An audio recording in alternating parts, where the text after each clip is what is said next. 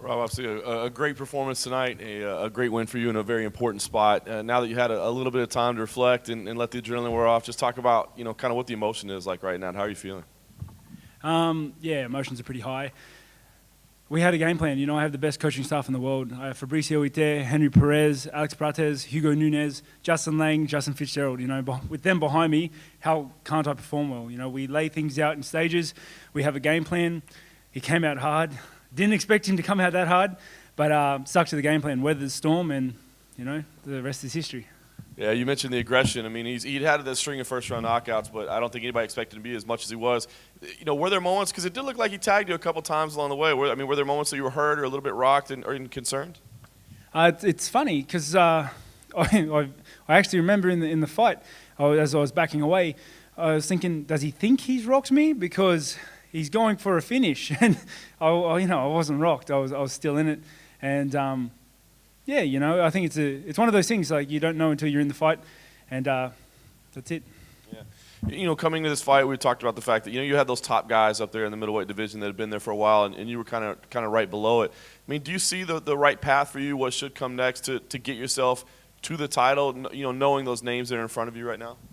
I told everyone before, this was almost like a title fight. This guy has title potential. He still does. He's a killer on the mat, and he's a tough dude. He really is. A lot of people are criticizing his game plan of charging forward at me, and yeah, but ask the last four dudes. So, if you can't handle it, if you can't do it, he takes you out of there. But I weathered, and I also hit hard. But as to the question, straight off a bit. I think I've made the whole middleweight notice me a bit, the whole division. I think they understand that I'm for real and I'm here to stay, and I'm hunting. This is my run. Rob, where does that win rank in your career? As high as the last one. The biggest thing for me is just to move forward with my coaching staff and just making progress on my skill sets, making gains across the board. After every fight, I look reflectively on what I did right and what I did wrong, and I try to improve that. And this is just my path to trying to become the best fighter that I can be. Obviously, there's a few fights to play out yet, but do you want that chance at Bisping right away? Do you feel you can take it now? 100%, and I thought I could take it last year as well. That's a fight I would like to have, because it's due. We were set to fight. I got G'd and pumped to fight him, and then things happen, and they do. But he's not going to duck me forever. He's not ducking me. He's not going to miss me forever, I guess. And it is what it is. I'll fight whoever they put in front of me. But like I said, this is my run, and I'm going forward, going up. Rob, congrats on the win. You could say Christmas came early tonight after that performance. Was that? Christmas came early after that performance tonight. Did you receive Fight of the Night for that performance? I believe I did. Congrats, mate. Yeah. Yeah. And saying that, we're talking about that walk forward style. As he was walking forward, you gave him one shot that pretty much stopped the rails on him. As a fighter, you know your power. Was that, how much percent of that power had you hit him with? And did you think he should have dropped? Or did you know that you had to go in for the kill once he was still on the back foot? I know I hit hard. Everyone I train with knows I hit hard. And it's just everyone else that thinks I don't. When I landed that shot, I could see it in his eyes. This fight was done. I can sense it. I can smell the blood in the air, I guess. And I went for the kill. In saying that, you're now pretty much near the top 5 or within the top 5 UFC fighters. Is there anyone on that list that you would like to fight, or pretty much whoever they put in front of you would fight, whether it be Michael Bisping, Luke Rockhold, Jacare, Chris Weidman? You'd say yes to all of them? 100%. I'm here to fight first and foremost. I just want to move up. I want to go forward. I want to go up. And like I said before, this is my run, and I want to continue it. I want to take these hard fights that'll mold me into a better fighter. Regardless of the outcome. And I want to take these hard fights. I want to fight these top 5 dudes, and eventually for the belt.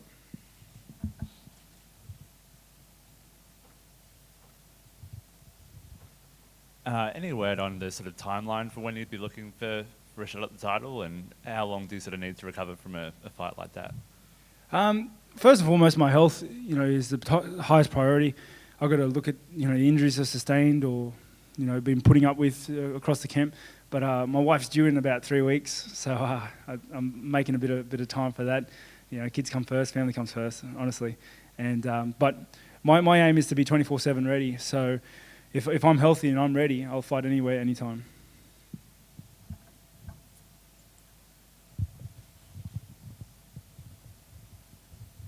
You mentioned the body and the injuries. I got to ask you, were you going into this fight with any significant injuries? What injuries are you mentioning? What injuries are you talking about? No injuries, like serious ones. I think every fighter goes through a camp and there's some niggling injury here or some niggling thing there, and you just kind of put up with it until you fight, But the fight's over now. I can put my feet up a bit, just relax a little bit. Like you said, Christmas is coming. And it's just a bit of time to relax and take some R&R.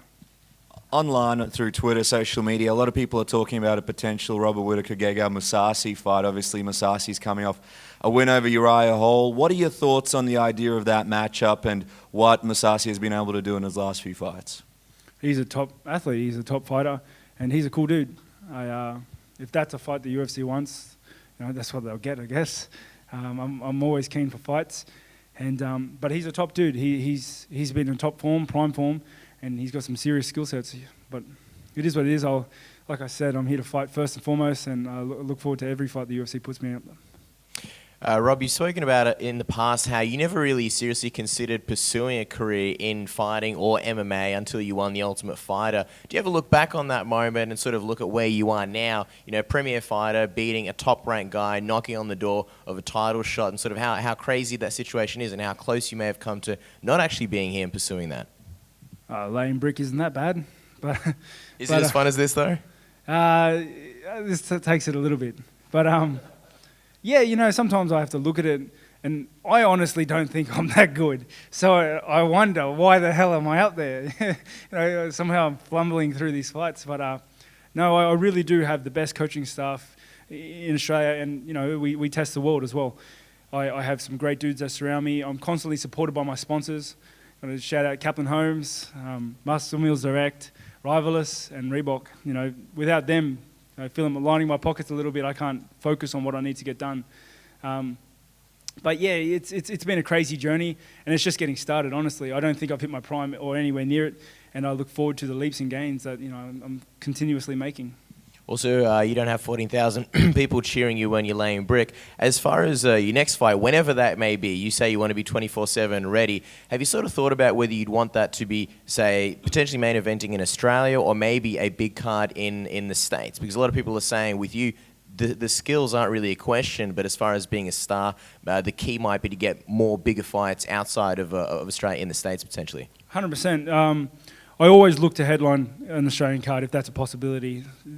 This is why I do the sport, to be able to fight in front of my friends and family in my home country. That to me is the highest honour that I can receive. But I'm definitely looking to fight outside of Australia. I've been really interested in fighting in Asia and in the Asian parts. I think that'll be amazing to fight up there. It's a bit closer to home as well, same sort of area, and not as far as the States. But I always look to fly out as well. I'm looking for good venues and good fights.